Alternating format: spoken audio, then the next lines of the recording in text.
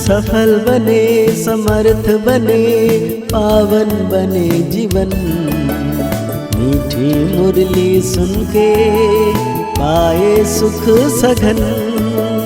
आज का चिंतन, आज का चिंतन। ओम शांति। Good morning. प्यार का सागर मीठा बाबा, आज हम बच्चों को कह रहे हैं आत्मा और परमात्मा का मिलन ही सच्चा मिलन है और यह सच्चा सच्चा संगम अथवा कुंभ है। इसी मिलन से तुम पावन बनते हो। यादगार में फिर वो मेला मनाते हैं। साथ में बाबा आज हम बच्चों को पूछ रहे हैं, तुम बच्चों में किस बात की बहुत बहुत सयानप चाहिए? बाबा कहते हैं ज्ञान की जो नाजुक बातें हैं उन्हें समझाने की बहुत सयानप चाहिए।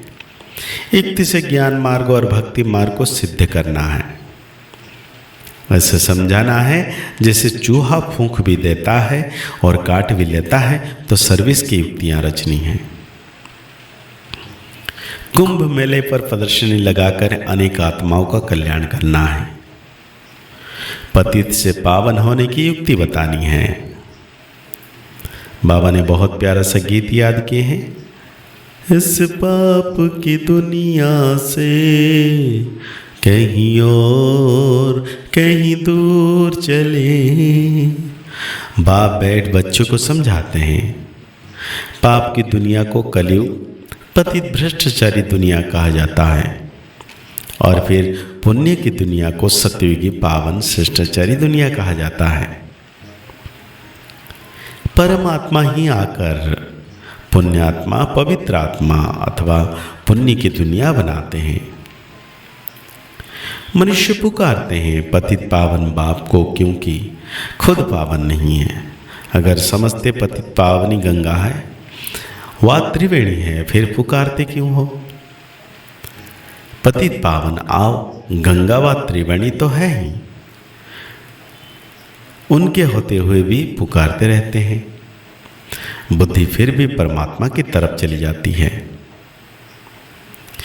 परमात्मा ज्ञान का सागर है, उनको आना है। सिर्फ आत्मा नहीं लेकिन पवित्र जीवात्मा कहा जाएगा। अभी पावन जीवात्मा तो कोई है नहीं। पतित पावन बाप आते ही तब हैं जब सत्ययुगी पावन दुनिया की स्थापना करनी है और कलयुग दुनिया का विनाश। तो ये कौन सा समय है? भागते हैं जरूर संगम युग पर ही आएंगे। मनुष्य कुंभ के मेले पर बहुत दान करते हैं। वो कमाई होगी साधु संतों को और गवर्नमेंट को। यहाँ तुमको तन मन धन सहित सब कुछ दान करना होता है। पतित पावन बाप को वो फिर तुमको भविष्य में स्वर्ग का मालिक बनाते हैं। वो नाम लेते हैं त्रिवेणी सागर में मिले। वो नाम लेते हैं त्रिवेणी का और दान देते हैं साधु संतों को। वास्तव में संगम उसको कहेंगे जहां सब नदियां आकर सागर में मिले। वहां सागर तो है नहीं, ये तो नदियां आपस में मिलती है। नदियां और सागर के मिलने को ही सच्चा सच्चा मेला कहा जाता है। लेकिन यह भी ड्रामा में नोंद है, इसमें गवर्नमेंट का भी रोल। मोटर गाड़ी, हाँ, जमीन, रेलगाड़ी आदि की बहुत कमाई होती है, तो यह कमाई का मेला लगता है। इन बातों को तुम बच्चे जज कर सकते हो क्योंकि तुम हो ईश्वरीय मत पर। तो कुंभ के मेले का अर्थ निकालना चाहिए। बाबा ऐसे निबंध देते हैं, जो सेंसिबल बच्चे हैं उनको उठाना चाहिए। गाते हैं पतित पावन आओ, आकर पावन बनाओ। तो यह पर्चे निकलने चाहिए। बहनों भाइयों, क्या पतित पावन ज्ञान सागर परमपिता परमात्मा है या ये नदियां हैं? यह तो सदैव है। परमात्मा का तो पुकारा जाता है आने के लिए। वास्तव में पतित पावन तो एक परमात्मा है। आत्माएं और परमात्मा अलग रहे बहुकाल। वही सतगुरु आकर सबको सदगति दे वापस ले जाते हैं। ज्ञान स्नान तो वास्तव में परमपिता परमात्मा से करना चाहिए। पावन दुनिया की स्थापना परमपिता परमात्मा कराते हैं। तुम उसे जानते नहीं हो। भारत जब श्रेष्ठाचारी था तब उसमें दही अभिमानी देवताएं रहते थे।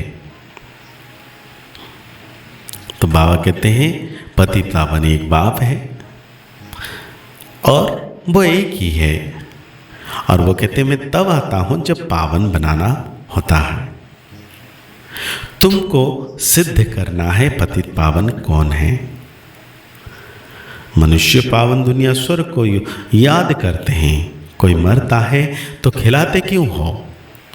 तुम श्रीनाथ के मंदिर में देखेंगे कितने माल बनते हैं। अब श्रीनाथपुरी और जगन्नाथपुरी वास्तव में एक ही बात, परंतु वहाँ श्रीनाथ द्वार में देखेंगे तो बहुत वैभव बनते हैं और जगन्नाथपुरी में सिर्फ ही के चावल का भोग लगाते हैं, घी आदि कुछ नहीं पड़ता। ये फर्क बताते हैं। गोरा है तो ऐसा माल और सांवरा है तो भूखा चावल, सूखा चावल। राज बड़ा अच्छा है। ये बाप बेट समझाते हैं। श्रीनाथ द्वार में इतने भोग लगाते हैं तो फिर पुजारी लोग दुकान में बेचते भी हैं। उन्हों की कमाई का आधार भी उस पर है। मिलता मुफ्त में है फिर कमाते हैं। तो देखो कितनी अंधश्रद्धा की बात है। तो बाबा कहते हैं ज्ञान मार्ग सदगति मार्ग है। गंगा ज्ञान स्नान से जो गंगा ज्ञान है जो बाबा बहाते हैं उससे ही सदगति होती है। लेकिन सिर्फ गंगा पानी वाला स्नान करने से नहीं होती है। मनुष्य खुदा के नाम पर बहुत दान पुण्य करते हैं तो एक जन्म के लिए फल मिल जाता है। यहाँ तो 21 जन्म के लिए, यहाँ तो 21 जन्म के लिए मिलता है। ईश्वर अर्थ दान करने से ताकत मिलती है। ये ईश्वर को जानते ही नहीं तो ताकत ही नहीं रही है। हिंदू के गुरु गोसाई तो ढेर है। क्रिश्चियन का देखेंगे तो एक है। एक का कितना रिगार्ड है। रिलीजन इज माइट कहा जाता है। अभी तुमने रिलीजन को समझा है तो कितनी ताकत मिलती है। बाबा कहते हैं बच्चे सबको यही वशीकरण मंत्र दो। बच्चों को बाप कहते हैं तुम जहां से आए हो उसे याद करो तो अंतमति स्वगति हो जाएगी। बाप को याद करने से ही पावन बन सकते हैं। बाबा कहते हैं हर एक आत्मा का अपना अपना पाठ है। एक जैसा पद नहीं मिल सकता। अंत में सबका पाठ क्लियर हो जाएगा। झाड़ कितना बड़ा है, कितने मनुष्य हैं। मुख्य तो जो बड़े बड़े टाल टलियां हैं वो देखने में आएंगे। मुख्य है फाउंडेशन, बाकी तो बाद में आते हैं। उनमें ताकत कम होती है। स्वर्ग में सभी नहीं आ सकते हैं। भारत ही है विंता। ऐसे नहीं कि भारत के बदले जापान खंड हेवन हो जाएगा। ऐसे हो नहीं सकता है। तो बाबा कहते हैं अनन्य बच्चे ही चलेंगे। सजनियां साथ में बहुत चलेंगे जिसका दीपक जगा हुआ होगा। जिनके दीवे बुझे हुए होंगे वो साथ में थोड़ी चलेंगे। बाकी तो नंबरवार पिछाड़ी में आएंगे। लेकिन पवित्र तो सब बनेंगे क्योंकि सबको घर जाना है। तो बात कहते हैं बच्चों को समझाया गया है धर्म स्थापक कोई भी सभी का कल्याण नहीं कर सकते हैं।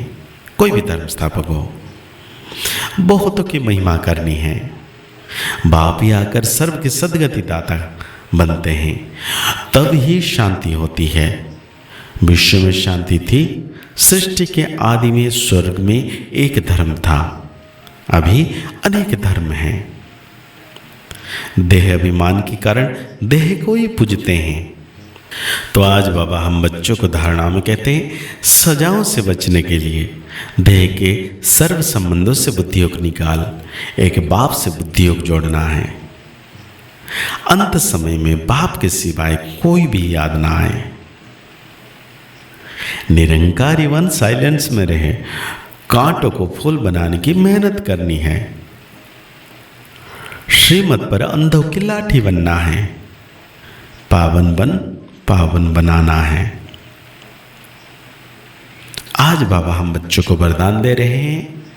समर्थ संकल्प द्वारा जमा का खाता बढ़ाने वाले होली हंस भव। जैसे हंस कंकड़ और रत्न को अलग करते हैं, ऐसे आप होली हंस अर्थात समर्थ और व्यर्थ को परखने वाले, जैसे हंस कभी कंकड़ को चुग नहीं सकता, अलग करके रख देते, छोड़ देते, ग्रहण नहीं करते, ऐसे आप होली हंस व्यर्थ को छोड़ समर्थ संकल्प को धारण करते हो। व्यर्थ बहुत समय सुना, बोला, किया, लेकिन उसके परिणाम में सब कुछ गंवाया। अब गंवाने वाले नहीं, जमा का खाता बढ़ाने वाले हो। आज बाबा हम बच्चों को स्लोगन दे रहे हैं, स्वयं को ईश्वरीय मर्यादाओं के कंगन में बांध लो तो सर्व बंधन समाप्त हो जाएगा। तो आज के मुरली के अनुसार हम सो मान लेंगे, मैं समर्थ संकल्पधारी आत्मा हूँ, मैं समर्थ संकल्पधारी आत्मा हूँ। मुरली को और गहरी रीति से चिंतन करते हुए हमेशा बाबा की याद में रहना है। सर्वशक्तिवान बाबा मेरे साथ है। मुस्कुराते रहिए, आगे बढ़ते रहिए, पुरुषार्थ करते रहिए, खुश रहें, स्वस्थ रहें, मस्त रहें। ओम शांति, ओम शांति, ओम शांति।